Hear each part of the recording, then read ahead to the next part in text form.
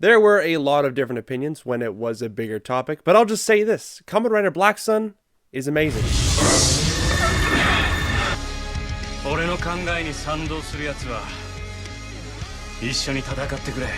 It has a fantastic start, great music, a mature and more complex use of intertwined past and present storylines, great hype moments, and amazing tension and stakes built up over the season to reach an incredible climax. And it's because I love this show so much, actually, that I find myself needing to ask, what the f was that ending? Black Sun is not just a Kamen Rider versus Secret Evil Terrorist show, it's a political drama. I mean, that sounds like a political drama explaining that, but it's fine.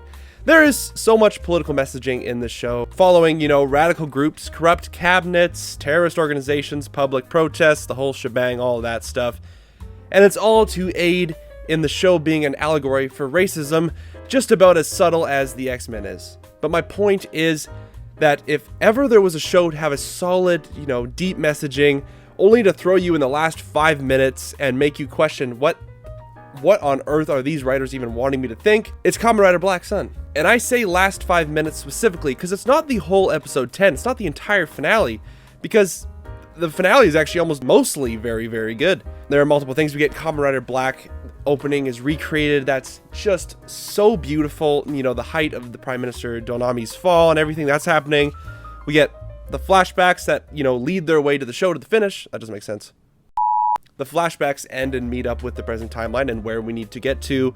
And, there's the double henshin with the Shadow Moon and Black Sun, and it's just so awesome. The Creation King storyline reaches its height as Kotaro fails and, becomes the Creation King, and then Aoi has to fight Kotaro, and now she chooses to kill him because she has to make that choice, because that's what he wants. It's really too bad that once she, we see her driver and everything, she doesn't get a new suit like everybody else that has the driver. It's budget. I get it. So moving on. Also, Hitotoshi Nishijima is just fantastic. Like, he's such a good actor, especially in this as well. And that's basically the contents of the episode, and then we get the epilogue. Aoi takes the stones and we see shots of various locations from the show. It's very beautiful, very dramatic. New leadership is elected, the vice prime minister is now in charge, and he's also not a great person, so the situation hasn't really gotten better for the Kaijins, and the world will continue to suck. People will continue to be hateful. And then we see a protest against foreigners and immigration, so now we've moved past the subtext and went straight for the main text of what it's actually saying. We see a little girl that stands alone in opposition of this protest, and she gets pushed down, and it's kind of sad. And then Aoi finds her and basically helps her get away from them. It's nice, it's beautiful. She's basically doing what Kotaro did for her, and now she will protect his Kamen Rider and protect those that she sees needs help. And yeah, it's beautiful. But no, it keeps going. Okay, immediately following this, it's a little awkward because, Aoi takes the girl immediately to a graveyard of, her dead friends, and Aoi's dead friends, and she's like, look, these are all my friends, they're dead. And the little girl's like, oh, that's sad. And then she introduces the little girl to a group of kids training to fight. Not self-defense, mind you. It's like they're training soldiers and or ninjas, not ninjas, but to fight in their cause. And they're training him in tactics such as like how to get the best kill, like aim right for the throat, slash the throat, get that over with. You got to climb up on the back, slash the throat. That's how you do it. It's like, whoa, what is going on? And the part that makes this the best is that Aoi then smiles watching as the kids are, being trained to kill people, which is great. And then sometime later, we see inside their hideout, and there's a group of kids making explosives. Aoi tells one kid to, basically do better. Like, hey, you're not making the best quality explosives that we can here, and that's what we want to do. So you got to step up your game. And then she goes to the girl that she brought there making explosives, and she's like, hey, you're doing great. You're doing great. You fit right in. Then we see the prime minister making a speech, which is basically saying, we can't stay unarmed because ideals can't protect and evil always exists. So, I mean, it's an idea. And then Aoi and others, watch this speech in their hideout, and then they're like, what are we gonna do? And then Aoi responds, as long as evil exists, we'll keep fighting. And then an eclipse happens, and the show ends.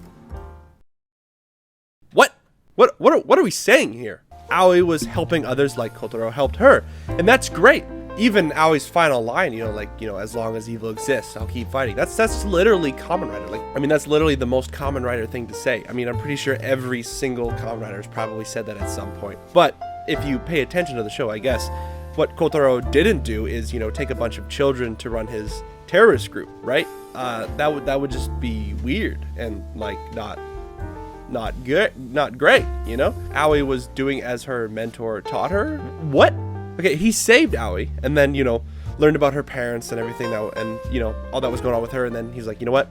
Gotta offer you a place to stay, and I'll teach you how to defend yourself because it's a dangerous world out there. I must have missed it because I mean, I don't know if maybe I just don't remember the child labor Kamen Rider terrorist group being part of Kotaro's itinerary.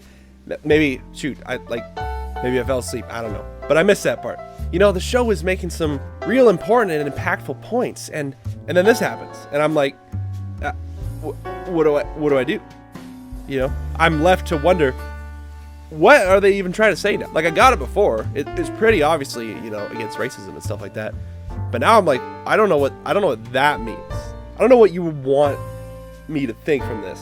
Cause like, it feels like you're trying to spin this as heroic, right? But it's like, I don't know, maybe basically kidnapping a bunch of minors and teaching them to kill each other and have them make bombs for you to run your terrorist group is like, I don't know if that's, you know, the best message that we could have here, because it's definitely a triumphant scene or whatever, but I'm very confused by it. And honestly, if we had just figured out a way to smoothly cut to the credits when Aoi helps the little girl in front of the protesters, that's a solid ending. But personally, since it's just those last 5 minutes that are just the weirdest, it doesn't really affect the rest of the show for me. I know for some people it will, and that's fine. But I think there's just too much about the show that I absolutely love and I think is absolutely fantastic for it to be spoiled by just the weirdest and most questionable epilogue out there. I don't even understand what were you even trying? But those are just my thoughts. I'd love to know what you think about the ending of this show or just the show in general. Bringing your attention now to those subscribe and like buttons. I've been Shin Glassman, and I'll see you in the next one.